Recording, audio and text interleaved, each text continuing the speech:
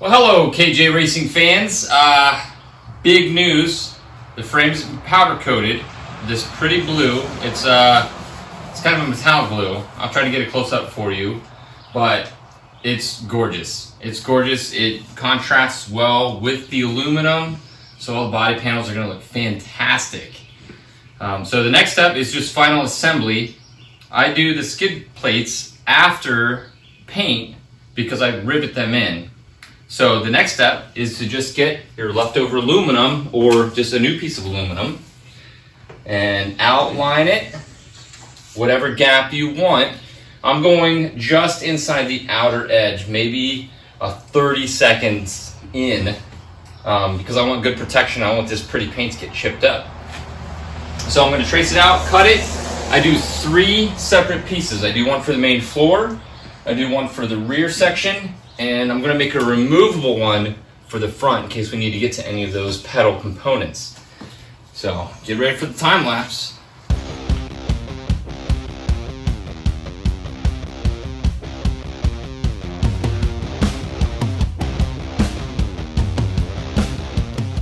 Alright, so the first piece I'm going to put on is the rear skid plate. I flipped it upside down as you saw. I pre-bent it just a little bit so that when I go around that rear radius I can get it in place. So the next step is to just get this where you want it. The back one is first because the main floor is going to overlap this so you don't hook this edge on anything. And I'm going to rivet this in. You can get stainless steel, you can get aluminum, either or. Make sure your grip is wide enough to go through your thickness of the wall of tubing you're using and the thickness of your aluminum.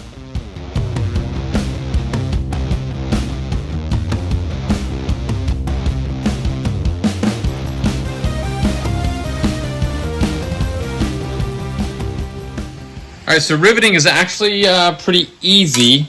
Don't be discouraged by it. I got a riveting gun from Napa for maybe 30 bucks. I got a whole bunch of rivets. These are 3/16 for the shaft, and they are 1/4 inch grip.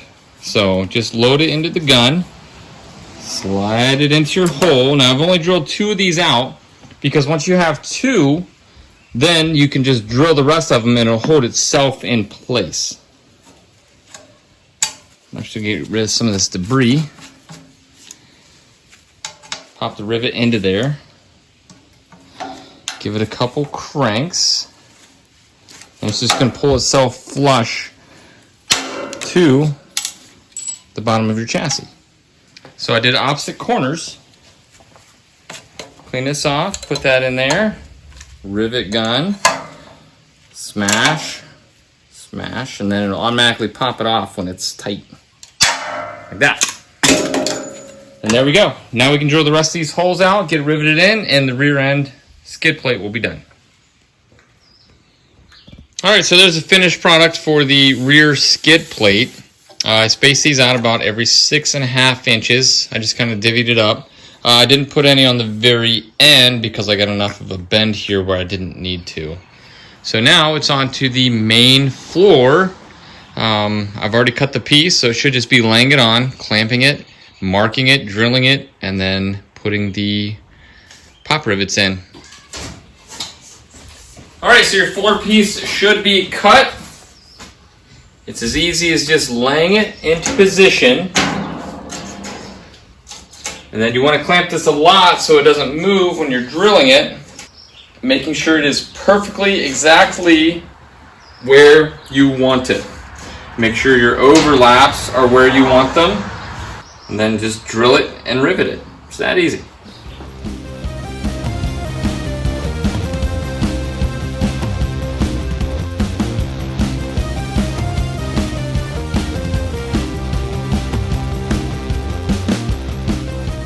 There you have it.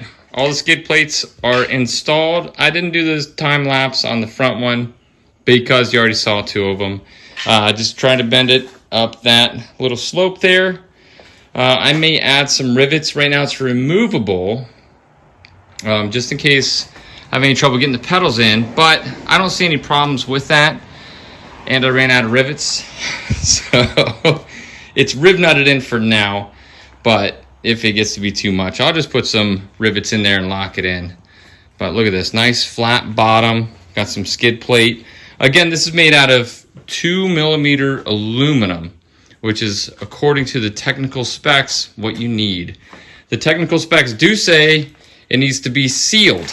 I did not seal this because I like to keep my stuff clean, and I want somewhere for the water to go when I wash it. So mine is not sealed. If I ever come across a race series that needs it sealed, I can just throw some sealant in there, no big deal.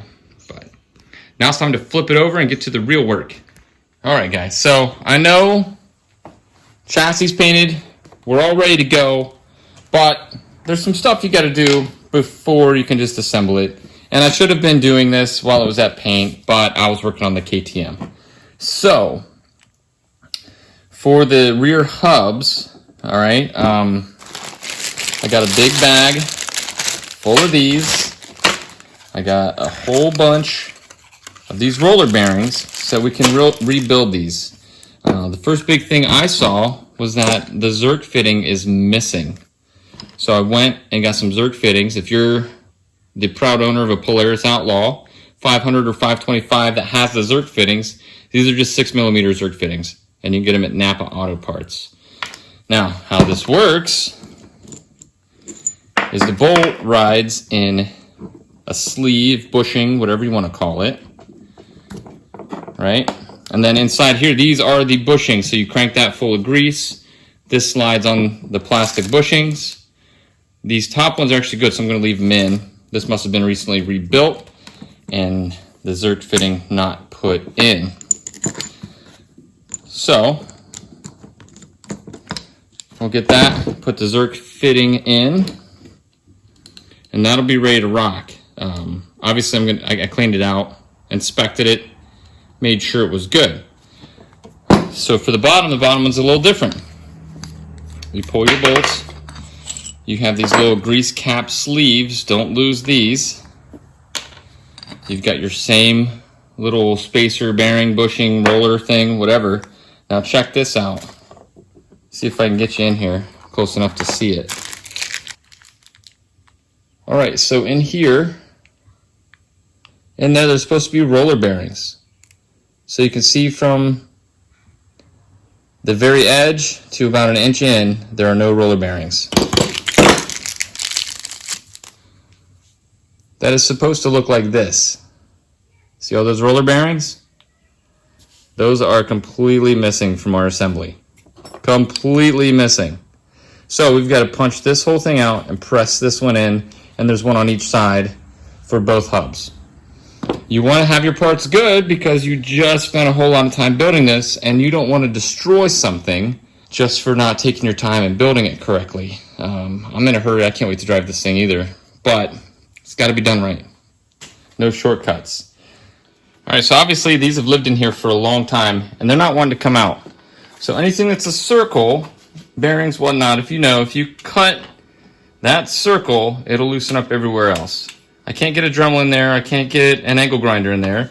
So I'm using my die grinder with a pointy bit, and I'm just trimming this down thin enough to where I can get a screwdriver to pry that out, break the ring. After you get it out, it should look something like that. All right?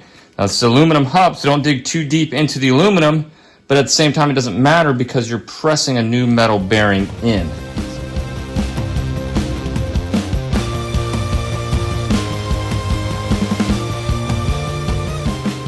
All right, so as most of you know, you really shouldn't use a bench vise to press your bearings, but the hub is made out of aluminum, and this is a hard steel needle bearing. So this aluminum is going to give way for this pretty easily. The only thing I need to do is protect this end from the jaws of my vise. I don't want to keep those needle bearings from rolling by mooring that end piece. I'm going to get a piece of thin aluminum to guard it. As much as I would love one, I do not have a bearing press. So get that in there, and you can just see it. It'll just slide right in. Easy as pie.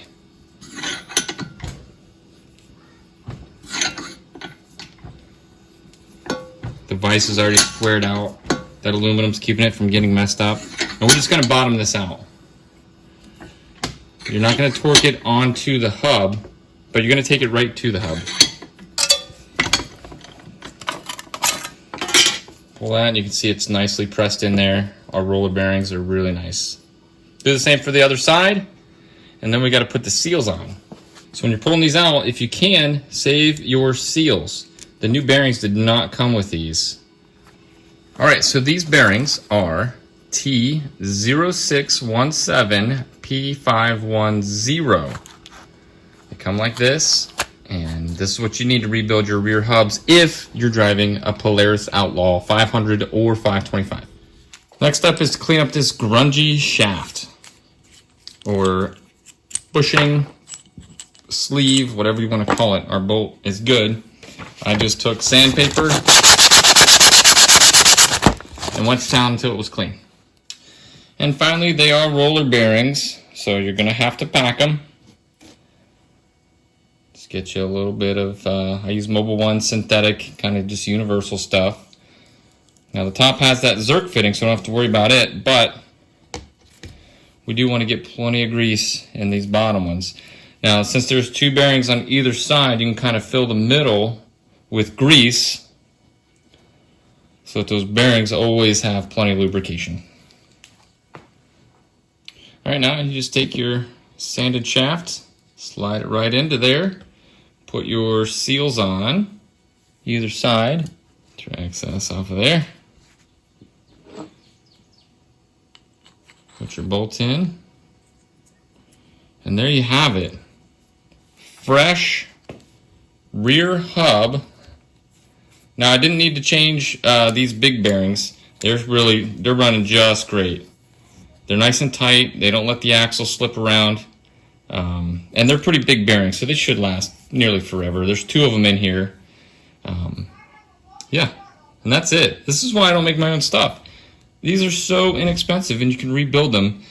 And if you wear them out, you can rebuild them. If you wear them out, you can rebuild them. It's beautiful. So now it's time to put it on the buggy. All right, so I've got the hubs, and I just greased the outside where it rides in those bearings, and I greased the inside since it's spline. Just keep down heat, keep down wear, just make everything ride a little more smoothly.